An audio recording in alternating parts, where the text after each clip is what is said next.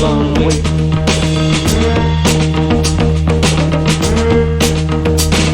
The door you want, ain't great, ain't no fun wait, ain't no fun wait.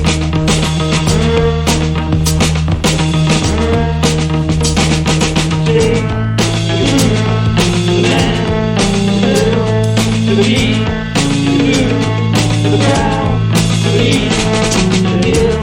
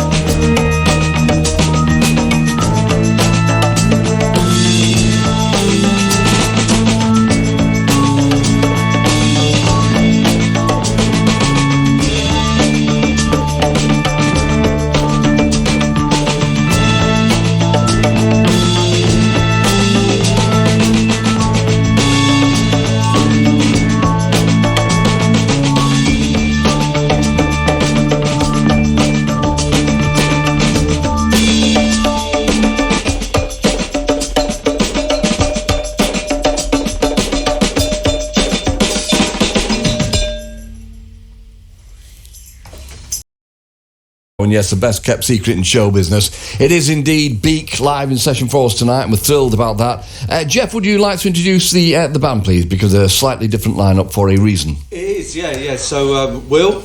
All right. Still from London. Billy. Hello there. Yeah, and I'm not playing drums on this one. We have the legend of Mr. Clive Deemer, who's joined us. Yeah, on drums. On drums. In your stead, because you've got a poorly foot. Yeah, I was an idiot 52-year-old playing football, and it wasn't even a tackle. Billy heard it crack, though, which was... Yeah, I did, and I won't tell you what went through my head when I heard it crack, but yeah, it went through my head. And then no gigs for a while. I can imagine, yeah. Not exactly ideal. I mentioned to you before, Jar Wobble's been through the same scenario, so there is a lesson. Sting, if you're listening, mate, don't bother. Now, Clive on drums, I just want to mention, before you do the first two tunes, obviously do some research on this programme, not much, but we found out, whether this is true or not, that you got kicked out of Hawkwind for being too professional. What a curveball. That's news to me, because I thought it was something to do with the fact that I somehow didn't turn up on the right date to perform at Stonehenge in 1980 something, 3 or 4 or something. I'm not sure. I mean, it's lost in the mist. No wonder you didn't turn up. You didn't even know what year it was. Yeah, plus that. Yeah.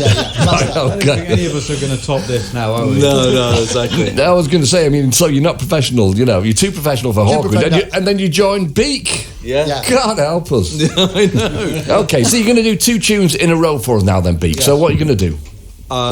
We're going to do The Seal, and then go straight into segues into Windmill Hill. Brilliant, thank you. Beak. Absolutely wonderful stuff. Live in session on Six Music. Beak with a Windmill Hill, and before that, The Seal, one more number to come. And all the tunes tonight taken from the new LP, which number 4 and entitled 4 Chevrons, which arrived all of a sudden yesterday. All of a sudden there it was. What a treat. Whose idea was it to forego all the faffing beforehand and just put the LP out? I think it was all of us, actually, to be honest. Oh, come on, you're being modest. It was you, wasn't it? Oh, was it? Yeah, you forced it upon us. Oh, right, okay. I thought, yeah, I mean, yeah, it was my idea.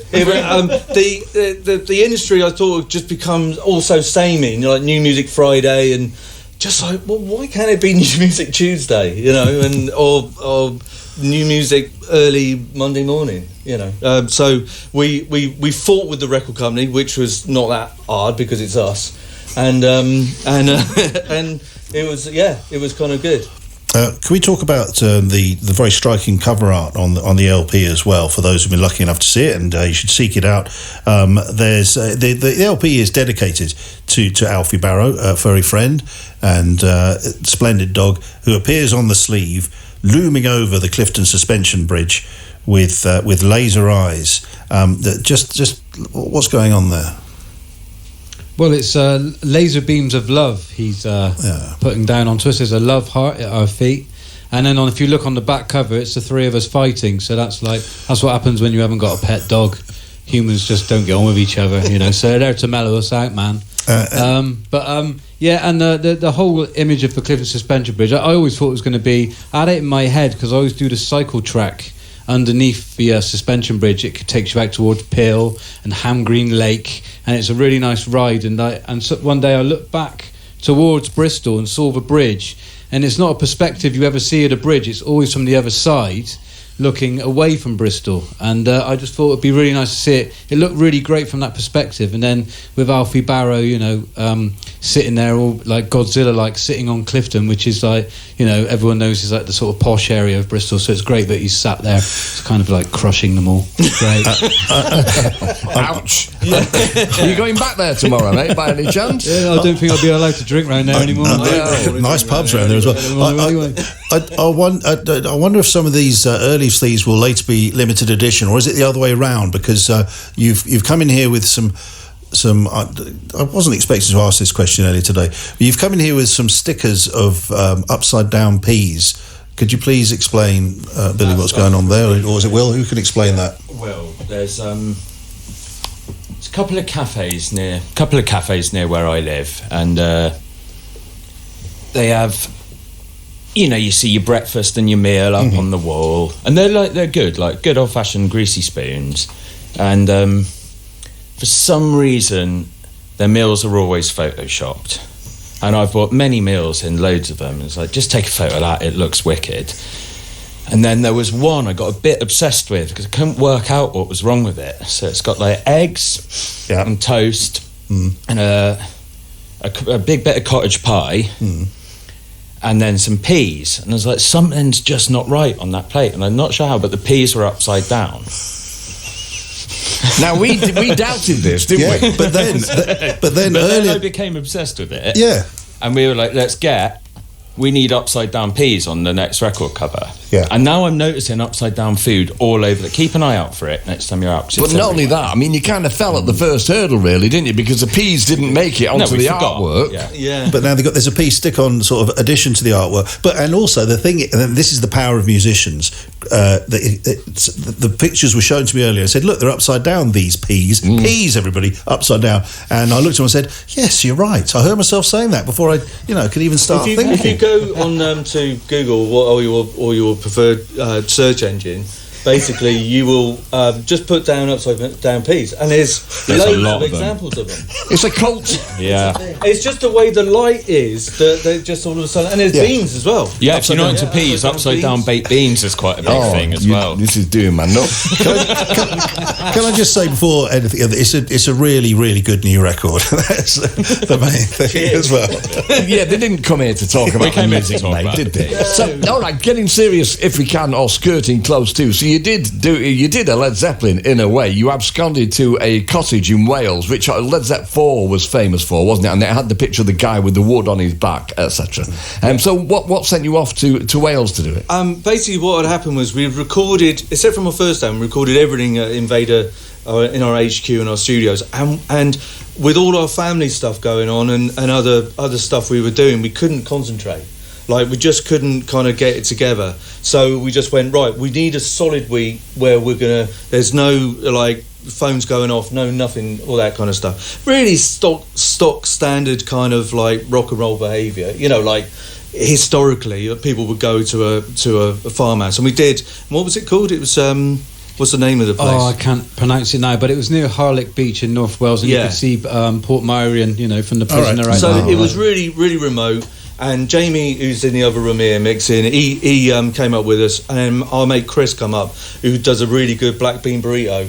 And so that's all we ate. That's pretty much all we ate. Was he there for that purpose? Yeah, entirely for that purpose. It was. Yeah. Was it an unpleasant place to visit for anybody on the outside? That much. Yeah, and so we went in there and we moved all the stuff out of the front room, and then we recorded in there. And two of the tracks, Secrets and the first track we played, Strawberry Line, were from there. And then, but it kind of made a sense of what the album was going to sound like, really. So it was kind of because what happened was we'd done so many festivals like the last 15 years, and we kind of started sounding like a really, like, because we're playing to people who don't know us, so we started doing this kind of trick where every track ended with this big "dah," and it's like we played really loud and everything sped up, and it was just like we were a bit of a joke band of ourselves, really. So we just thought, let's not do that anymore. Let's go back to where we began, really, with no expectations and all that stuff. And so that's what the album is here, really. Right. I mean, there was a quote from Will, I think, in The Quietus, saying that you were turning into a bad version of the Foo Fighters. We were on the path to it, I think. Yeah, because we've got so much that and Muse as well, wasn't it?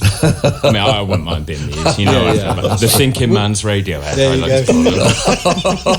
Oh, he loves saying that. He loves saying that. You got it in, Will. And we I'm going to have my pickled onion now. Oh, you got the pickled onion We've got reward. a member of Radiohead, Clive, in the room as well. That makes it all right, though, if you've got a member of Radiohead. Yeah. So, just again, quickly, and we'll go back to Gid in a moment, but Gid and I were talking earlier on about the track Hungry We Are, which has almost got a folk feel to it, hasn't it? And the harmonies. Lovely harmonies on that. Yeah, well, the thing is that I've always kind of been scared of my voice, like using it as a singer. Don't class myself as a singer, and over the years we've just kind of the vocals have just creeped in more and more and more. And then we did When We Fall on the last album, and that was getting there. And then we just thought, let's just do it. Let's just like do a nice song. But it's also like come from that sort of love of like Theme from MASH, and Crosby, Stills and Nash, who were great, and just, I mean, we're not a touch on that, but it's just our representation of it, and it's great. Yeah, I think we got away with it. Just more than I was happy just listening, to be honest, Mark. So I didn't have any other more questions ready. I just was happy listening, but that's fine. Well, we were going to get to insulting Will, which is obviously a thread within Beak. But you were saying before you were going to get a Japanese guitar. Could you just briefly explain that?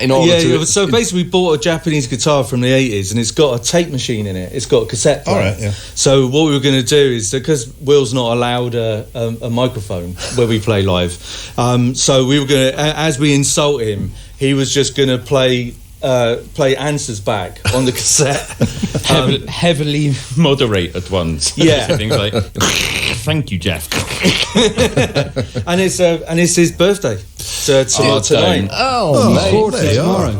He's 40 tomorrow, and when he joined, he was 9. Amazing. Look at his face. Sold his soul to rock and roll. Are you ready for another number, everybody? Yeah. Yes, please. What's it going to be? Oh, there we go. Oh, I'm not ready. Oh, that was me answering. It's called. I always get the name of this wrong. It's isn't it? Oh yeah.